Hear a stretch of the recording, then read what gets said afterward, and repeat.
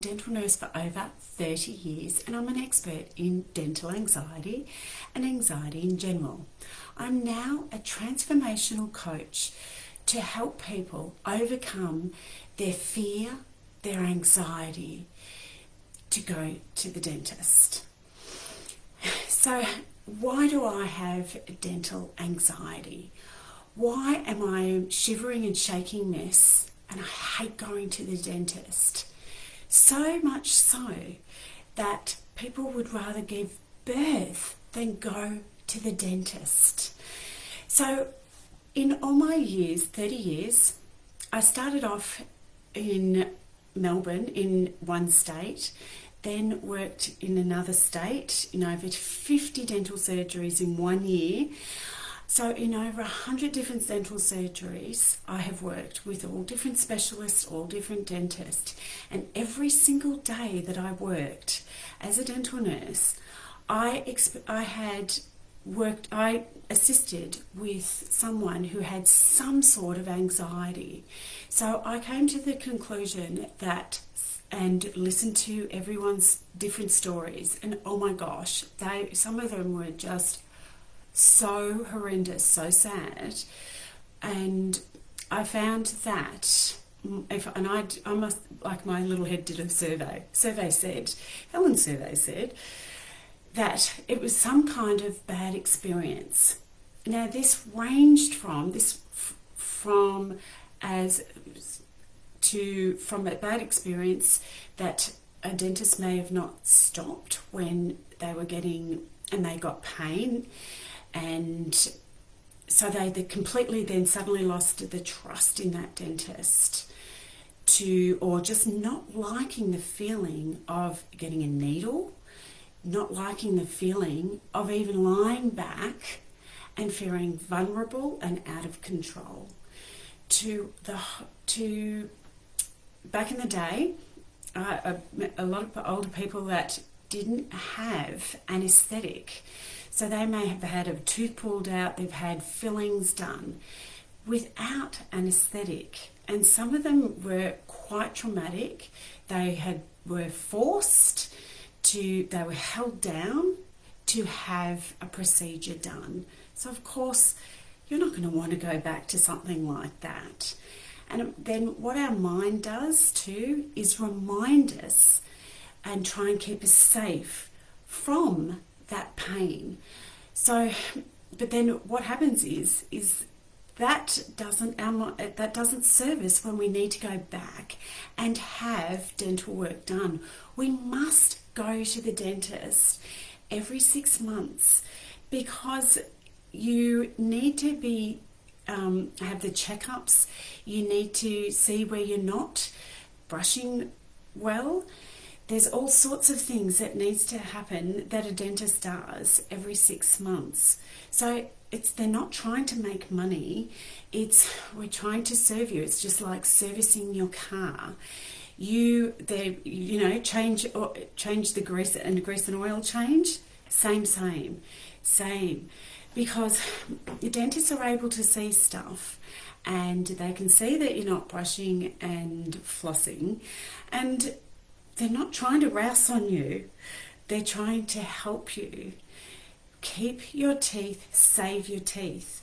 Saving your teeth saves you money, because if you have to have a tooth taken out, what happens is, so say you've had, especially a molar, if you have a molar taken out, what happens is, say the bottom molar, say it was your first molar taken out, because it was so badly decayed that there's no other treatment other than to take it out.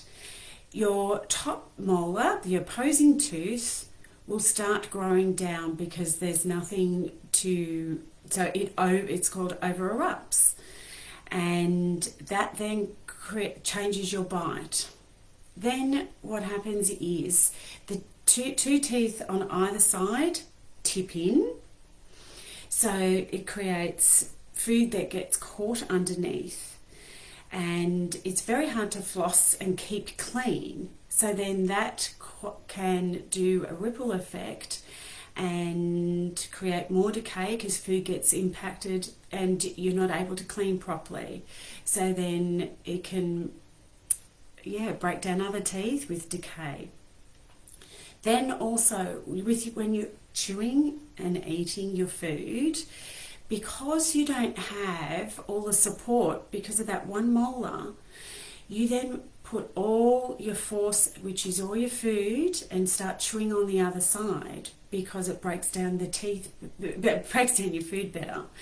Then what happens is, because you're putting so much more force on the other side, other teeth start to break down because they just can't take all that chewing forces. So then I used to see it all the time. No sooner did someone have one tooth out and they said, "Oh, why is this happening to me?" So the reason is because it just can't take all that force, and especially if it hasn't been looked at for a while, and they haven't been cleaned and they haven't been looking after, that tooth then has to get taken out. Oh my gosh! And then people wouldn't be able to, so they said, "Oh, well, I can't afford to have, the next best thing from your teeth are implants." So people would say, "I can't afford the implants because they're so much more expensive." So then again, what would happen? They'd get the other tooths taken out on the other side, and the same thing would happen. So again, the other teeth on either side would start to fall in like that. The other opposing tooth would over erupt. It then really changes your bite. And then also too, people get low self-esteem from having gaps. So if you've got gaps further to the front, you're not going to want to smile.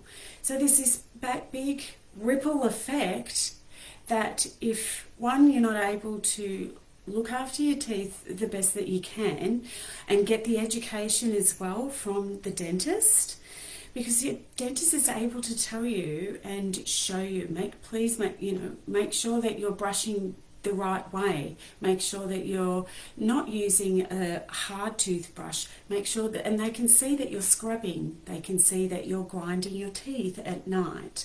Or some people grind and clench their teeth when they're so stressed during the day. That can be happening as well.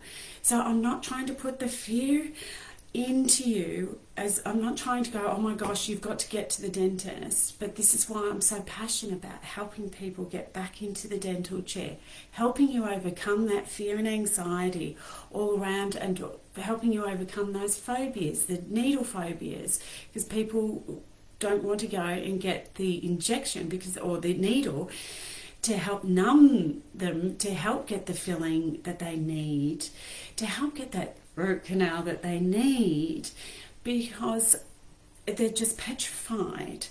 There's so many people that have all these different kinds of fears. There's also fear of drowning. So, and people hate feeling vulnerable when they're lying back. But you've got, two people in your personal space here, right here. So you are feeling so out of control, especially when you're lying back, and then you've got instruments, you've got noise, you've got water, and then you're putting your trust and faith in the nurse and the dentist.